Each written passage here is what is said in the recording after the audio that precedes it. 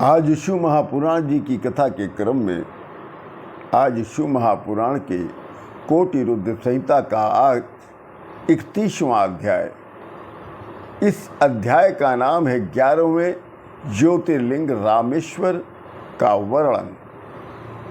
ब्राह्मण लोग कहते हैं कि हे सूत जी,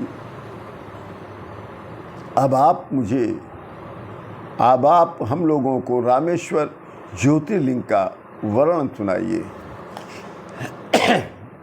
तब सूत जी कहते हैं कि हे ब्राह्मणों, पूर्व काल में सज्जनों की रक्षा करने के लिए भगवान विष्णु जी पृथ्वी पर रामावतार के लिया था। भगवान विष्णु जी ने सज्जनों की रक्षा करने के लिए पृथ्वी पर राम का अवतार धारण किया था। तब महामाई रावण ने उनकी पत्नी सीता को हर लिया और लंकापुरी में ले जाकर रखा था। सीता को खोजते हुए राम जी किष्किंधा पर्वत पर पहुंच गए।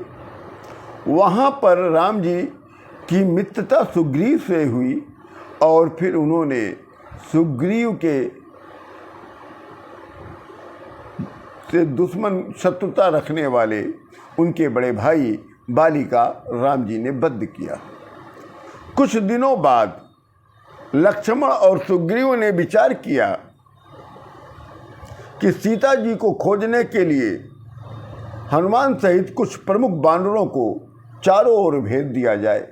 फिर हनुमान जी सहित प्रमुख बानरों को चारों ओर भेज दिया गया। हनुमान जी के द्वारा सीता को लंका में स्थित जानकर तथा चूड़ामणि को प्राप्त कर देखकर राम जी बहुत प्रसन्न हुए।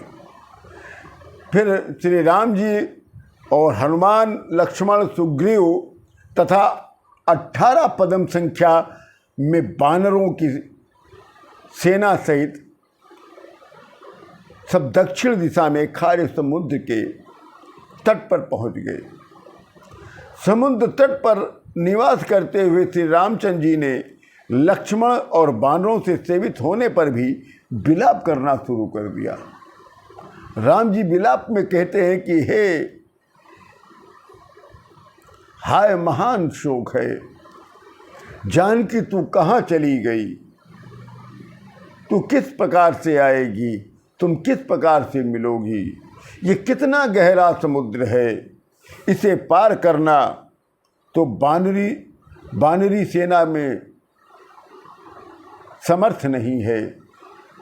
इस समुद्र को पार करने में बानरी सेना असमर्थ है। कैलाश पर्वत को उठाने वाला ये रावण मेरा शत्रु महाबली है और ये लंका भी अगम्य है, और उस लंका को जीत पाना, जिसका पुत्र मेघनाद जिसने इंद्र को जीत लिया है, वो भी बड़ा बलवान है, उसको जीत पाना कुछ असंभव सा लगता है। इस प्रकार राम जी विलाप कर रहे थे। तभी लक्ष्मण जी वहाँ पहुँच गए। तब हनुमान जी सहित, अंगद जी सहित प्रमुख बानरों ने और सुग्रीव ने राम जी को धैर्य बंधाया। इसी समय श्री राम जी को प्यास लग गई तो उन्होंने लक्ष्मण से कहा, हे मेरे वीरेश्वर भाई लक्ष्मण, मुझे बहुत प्यास लगी है, मुझे जल की आवश्यकता है, अतः तुम बानरों के द्वारा जल मंगवाओ और मुझे पिलवाओ। राम जी के वचन सुनकर बानरगण जल लेने चले गए।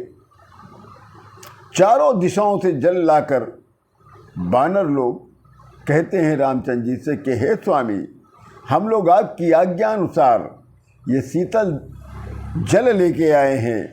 आप इस शीतल जल स्वादिष्ट, जो प्राणों को तृप्त करने वाला है, अत्यंत उत्तम जल है, अतः आप इसे ग्रहण करें। तब राम जी प्रसन्न होकर दोनों हाथों से जल लेते हैं। ज्यों ही जल राम जी ने पीना चाहा है, त्यों ही राम जी के मन में स्मरण हुआ कि आज संपूर्ण जगत को आनंद देने वाले परमेश्वर सदाशिव को, शिव जी का मैंने दर्शन नहीं किया है, तब मैं कैसे इस जल को मैं ग्रहण कर सकता हूँ। ऐसा कहकर रामचंद्र जी ने शिव जी का दर्शन करके उस जल को ग्रहण किया है। फिर रामचंद्र जी ने शिव जी का पार्थिव शिवलिंग बनाकर पूजन किया है और फिर शिव जी से प्रार्थना करना शुरू कर दिया। राम जी कहते हैं, स्वामिन शंभो महादेव सर्वदा भक्त वत्सल पाहि मां शरणापन्न त्वदक्तम दीन मानसम। रामचंद्र जी कहते हैं कि हे सदाशिव, संसार रूपी समुद्र से पार उतारने वाले इस समुद्र का जल तो बड़ा अगाध है और ये महापराक्रमी रावण महाबलवान है और राक्षस भी है।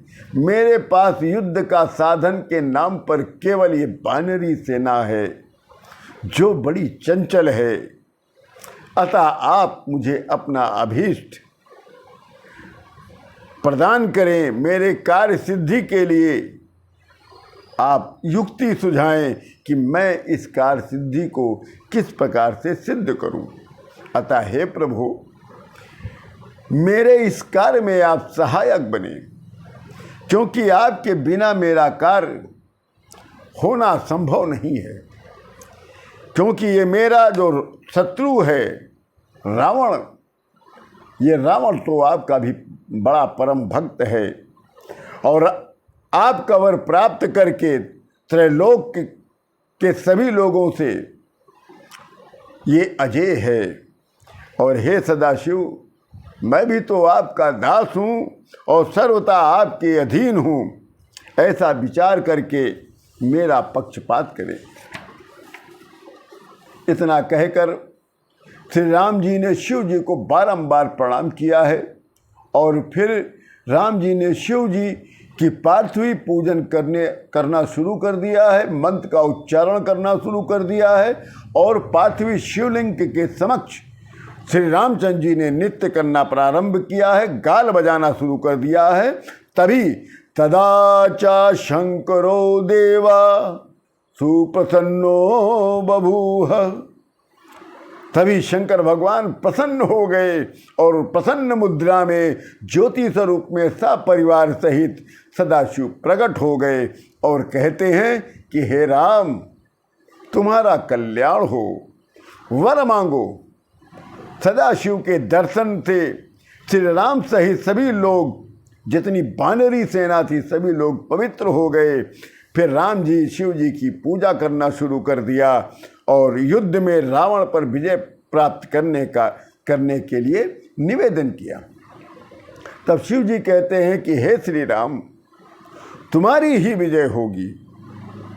तब श्री रामचंद्र जी ने हाथ जोड़कर मस्तक झुकाकर शिव जी से प्रार्थना किया, कहा कि हे स्वामी, हे शिव शंकर, यदि आप प्रसन्न हैं तो आप इस संसार को पवित्र करने के निमित्त तथा अन्यों के उपकार करने के हेतु आप यहीं पर निवास करें। तदोपरांत श्री राम जी का वचन सुनकर सदाशिव वहीं पर लिंग स्वरूप में स्थित हो गए और वो लिंग रामेश्वर के नाम से प्रसिद्ध हो गया। फिर शिव जी के वरदान से समुद्र को भी पार कर गए और रावण सहित राक्षसों को मारकर रामचंद्र जी अपनी प्रिय जानकी को भी प्राप्त कर लिया। इस पृथ्वी पर रामेश्वर ज्योतिर्लिंग की महिमा अद्भुत है, असीम है, सभी को मोक्ष और सभी की कामना को पूर्ण करने वाला है।